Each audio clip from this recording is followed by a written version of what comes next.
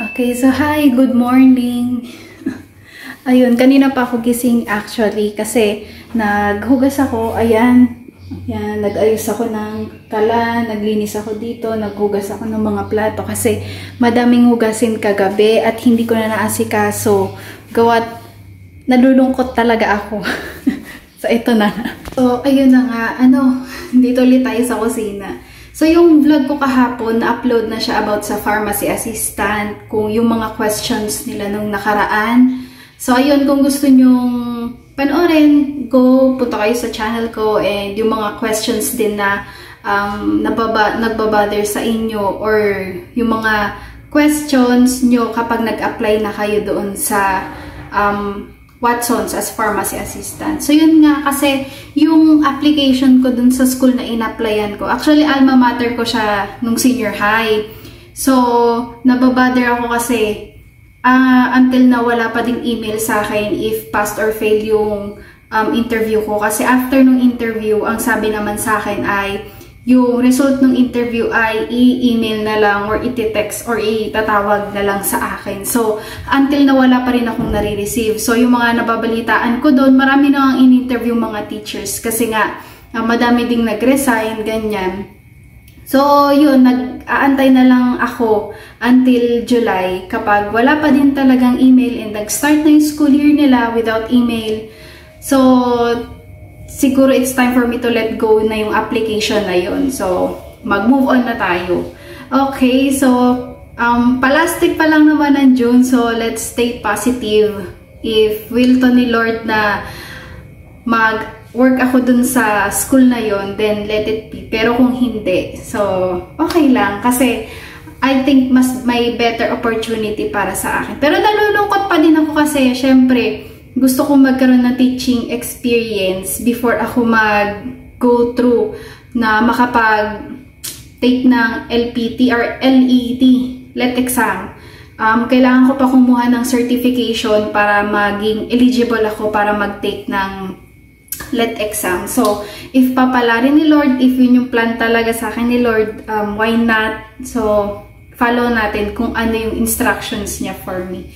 Okay, so wag na natin intindihin yon at wag na tayong magpakasad for today's video dahil Sunday at tayo ay makikinig ng preaching mamaya. So, ayan, ang panching tulog pa. So, pagpasensyahan niya na kasi yung higaan na yan, yung hinihigaan talaga namin, nandoon nakasampay sa labas. Ayun, nandoon siya sa likod ng truck. Kasi, inihian niya, ilang beses na nang inihian, tapos ang ginawa ko, binuhusan ko siya ng tubig para yung wiwi niya doon sa higaan ay matanggal. Dahil kung hindi, mamamanghi yun at papasok sa loob. So, kailangan ko na lang itong ligpitin ang mga kalat niyan. Ayun, ako gumamit niyan kahapon. Kaya okay lang yan. Diyan muna yan kasi gagamitin ko ulit. Tapos, ayan yung printing business namin. Diyan lang yan. Tapos, yung mga papers. Ayan, ligpit-ligpit lang konti kasi Sunday nga ngayon, kailangan natin mag-restart. Ayun, ayun.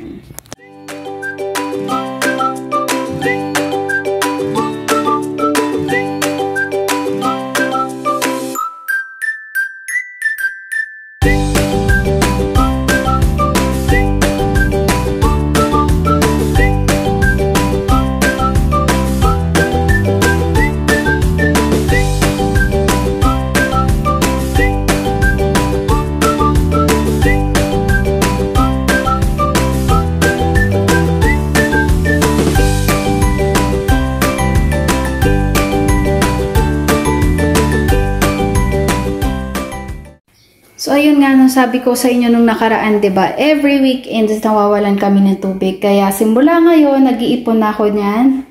Diyan ng tubig. Tapos, iipunan ko pa yan. And then, habang may tubig pa, mas maaga akong naliligo.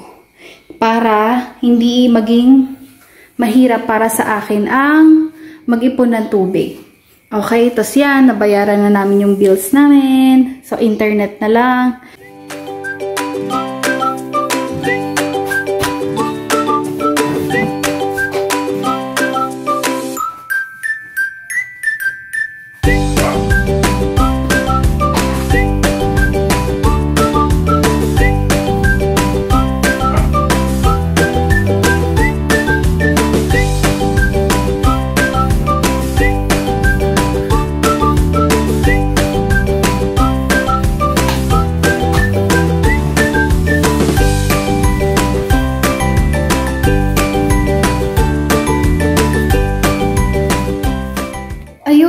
tapos na ako maglinis at ngayon ako ay maliligo na.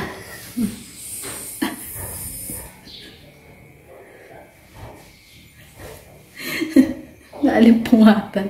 So, maliligo na ako dahil maya-maya ay mawawala na nga ng tubig. At, ano yung sasabihin ko? Ayan, nakalimutan ko yung sasabihin ko. Ano may sasabihin ko? So, ayun, ipapakita. Aayusin ko to pala mamaya. Yan na yan. Kasi, maalikabok na yan. Actually, 1 week lang yan. Balik maalikabok na yan. Tapos, mamaya, papakabit ko kay Dada yung grad pick ko dito banda, sa taas. Yan, dyan.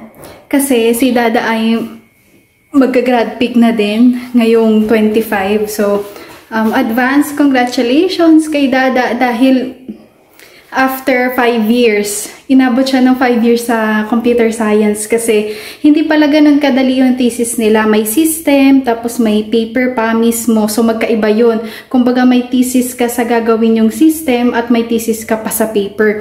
So, dalawa yun na kailangan yung i-accomplish para maka-graduate kayo. So, hectic yun kasi sa amin, kami ay nag-thesis lang ng isa.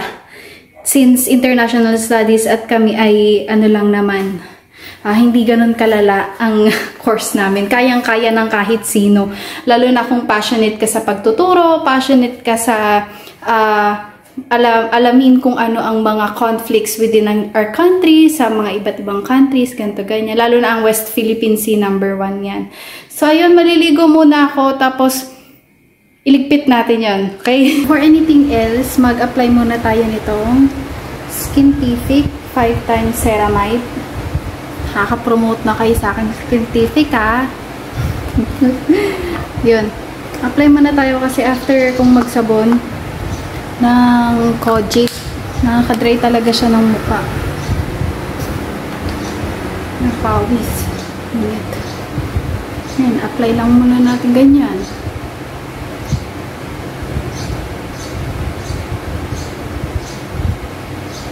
Then, tatapat tayo sa electric fan.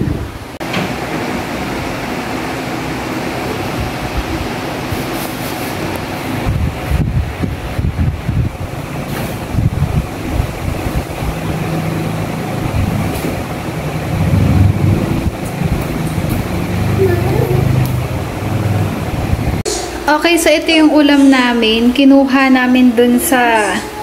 Kasi nagpa-ref kami kagabi, so kinuha namin siya dun sa ninong ni Panching. At ayun, lalagyan ko lang ng sibuyas. Marinated na yun kahapon kasi nag-barbecue kami. Kagabi? Nung tanghali. Litong-lito na sa sinasabi, kaloka. Tapos yan, painit na ako ng kawali. At ang Panching natin, ayun. Oh. Watch muna siya ng cartoon habang nagluluto ako. And then yun nga, sabi ko sa inyo, wala nang tubig ngayon. So, hindi ako masyadong nakapag-ipon. Isang drum lang. Pero okay lang. Kasya na yan hanggang sa magkaroon ulit ng tubig.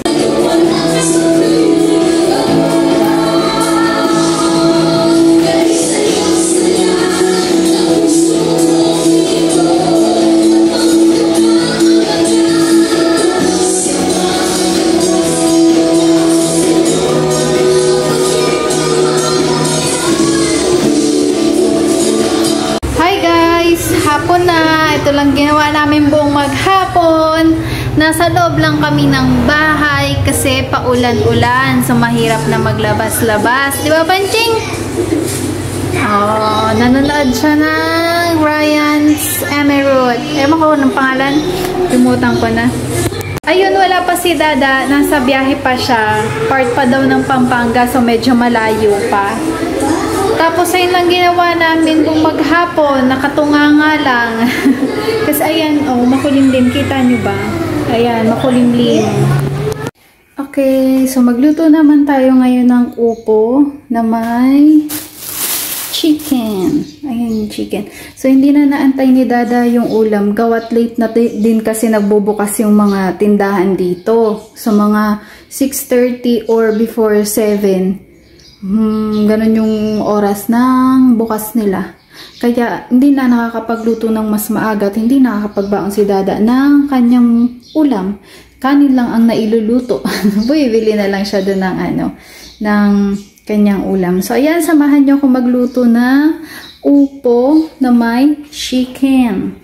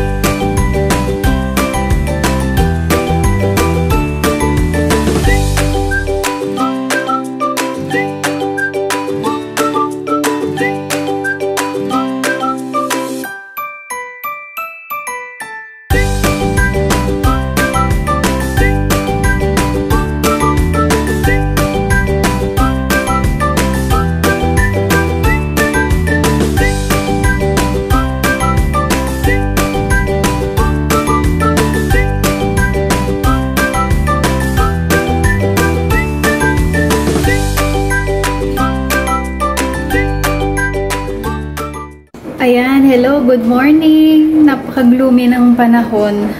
Umaambon. Tapos, mainit. Mainit dito sa amin.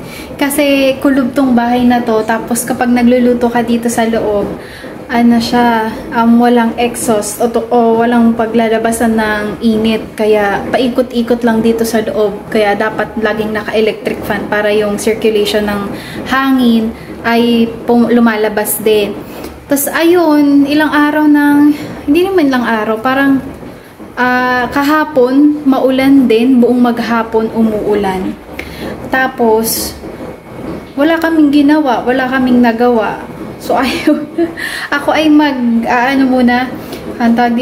ako ay maglilinis muna ng katawan dahil tayo ay nasa red days ngayon. Kailangan nating maging fresh para hindi sobrang init. Kasi kapag meron daw tayo, ayun, sobrang init ng katawan. Kaya, ayun, mamaya may papakita pala ako sa inyo na bigay para kay Panching. Surprise yun para pagkagising niya, makita natin yung reaction niya. Okay, at ito na yung ulam natin na luto. So, ayan, ganyang upo yung gusto ko, yung malambot-lambot, para madali siyang nguyain ni Panching din. Kasi, pag matigas pa, hirap siyang lunukin, yung ganyan. Kaya ayan. Tapos, kapag mainit pa yung yung kawali, yung sabaw, so yan, lalo pa siyang magiging translucent. Yung medyo mawawala na yung puti-puti niya. So, yun, di ba kanina maputi yung upo. So, yan. Nilagyan ko lang siya ng toyo since wala nga akong oyster sauce. So, yan ang magiging pagkain namin buong maghapon hanggang sa makauwi si Dada. Okay, guys. Thanks for watching. At kung may mga suggestions or comments kayo sa aming vlog, mag-comment lang kayo sa baba at titingnan natin yun. Okay? So, panoorin niyo yung next naming vlog. Thank you for watching. Bye!